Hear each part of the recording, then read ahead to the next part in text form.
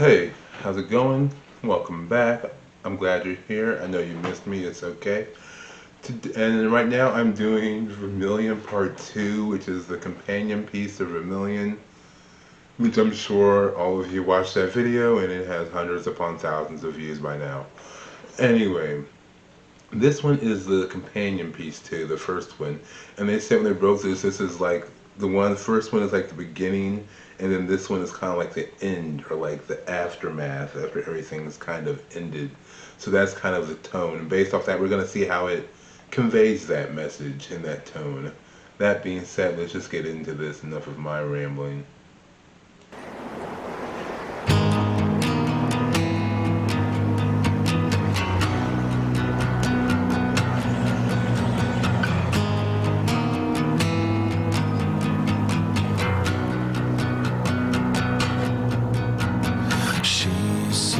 Dressed in all of me, stretched across my shame, all the torment and the pain leaked through and covered me.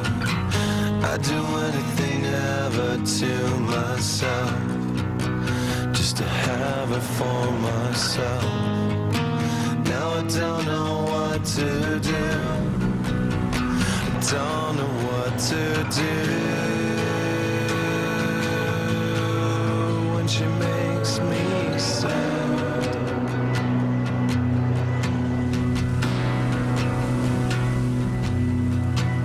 She is everything to me, the unrequited dream, the song that no one sings, unattainable. She's a myth that I have to believe in. All I need to make it real is one more reason. I don't know what to do, I don't know what to do when she makes me sad. Okay. First and foremost, as you can tell, the tone is drastically, well, you can obviously tell the tone is drastically different. Whereas the first one was this very like heavy metal, crazy, borderline psychotic, heavy driven sound. This one's just like two acoustics with like two singers, some backing vocals, very toned down, very stripped down, very melancholy. Whereas the first one's very frenzied and very crazed in its emotion. This one's much more settled, solemn, and much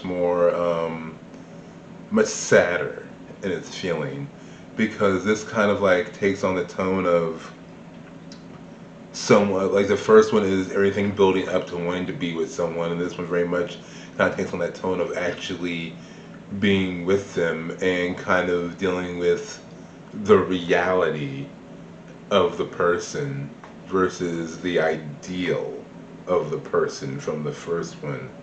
Like when she said, like when he says, like let's go back to the beginning when he starts off with.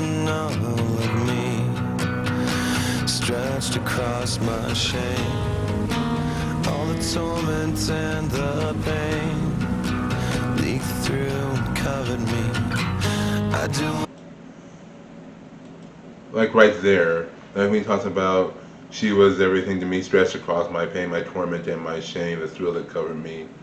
Or even when she says stuff like she's a myth that I have to believe in, all I need to make her real is one more reason.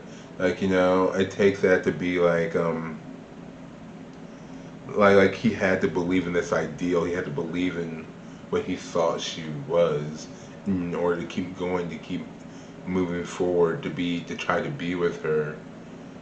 And he thought that she was, like when he says she was dressed in she was dressed in all of me. He says stuff like that, like he thought that she was just like him in a sense, or something, or someone that he could understand, that they were very similar, and is kind of realizing that they are not, and the fantasy is kind of slowly fading away, and he can't, and it has to reconcile that now that he's actually here, it's not quite what he imagined it to be.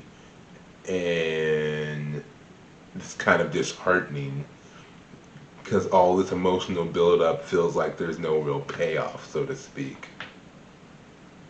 All I need to make it real is one more reason. I don't know what to do. I don't know what to do. Oh yeah, and no, I don't want to stop it again like this, but I just thought about this, and also, again, when he repeats that, I don't know what to do, it takes on a completely different meaning in this context versus the context in the first song. In the first song, the I don't know what to do is him. It's like basically like, how do I talk to her? How do I get with her? How do I express myself to her? How do I get through? I don't know what to do. I know. He's like, I don't know what to do. And I think we all have been there when you feel that anxiety, that fear, that buildup, and you want to try to express yourself to someone or talk to someone that you have feelings for that you like, and you're like, what do I do? How do I deal with it? I don't know. But now he's like in the situation. He's with her, and I think it's kind of like he's with her, and now realizes that he doesn't really want her, and now he's like, I don't know what to do. So it went from I don't know what to do to I don't know what to do. What do I do? Because now I'm here, and the reality is not this isn't what I thought it was gonna be, and I don't think I really want to be here.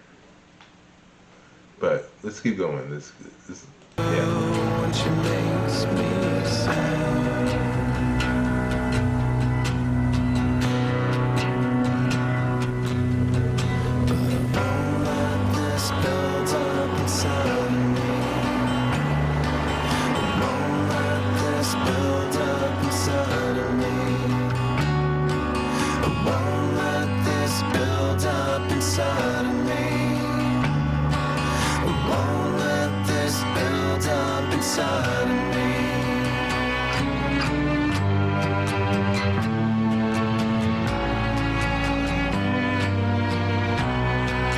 Catch in my throat, choke, torn into pieces. I won't, no, I don't want to be this, but I won't let this build up inside of me.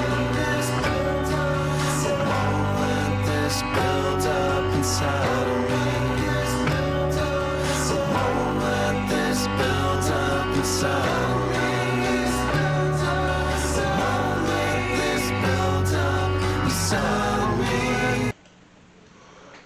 And like even the I won't let this build up inside of me because of the tone, because of the change in feeling and emotion. Even like it's very interesting. I love how like it repeats a lot of the same lyrics from the previous song, but because of the change in tone, it changes the meaning. Like how I don't know what to do, the reasoning for the I don't know what to do has changed from the first song to this song based off the position of the person, their emotional state, the wanting, then the getting, and then the wanting to get rid of. And then like when he says like I won't let this build up inside of me, ow my back. In the first song, he's like, trying to contain and control his emotions. But now it's like it's interesting when he says I won't let it build up inside of me this time. It's not the same kind of feeling. He's trying to I could say like the doubt. He's trying not to let doubt build up inside of him. If I had to use my own best judgment, like before it was anticipation and trying to contain your feeling, but now that he's here, he kind of doesn't want to be here, but he's trying to fight against that feeling because this is what I wanted. This is what I wanted to do, but now the doubt is creeping in, but he's trying not to let that doubt build up inside of him because otherwise everything he did trying to get here would be kind of pointless. It's like a sunk cost fallacy kind of thing, you know what I mean?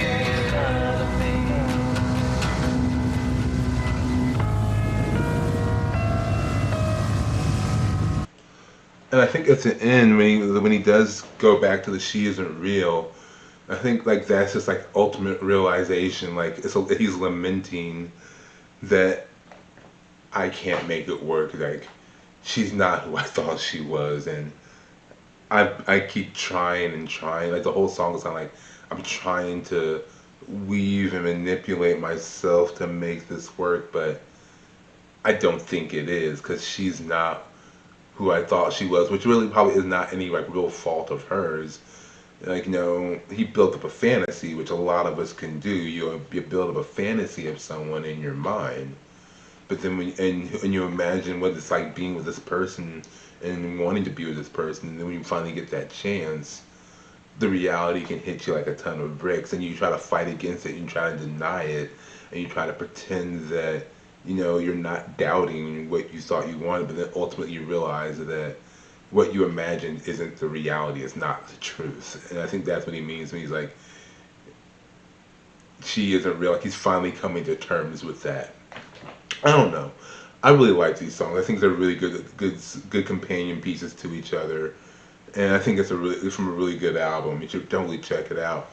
Let me know what you think. Let me know if you think I'm right, you think I'm completely wrong, if I completely missed it, if there's anything that I did miss, if you have a different interpretation or a better interpretation, let me know. I'd love to hear from you.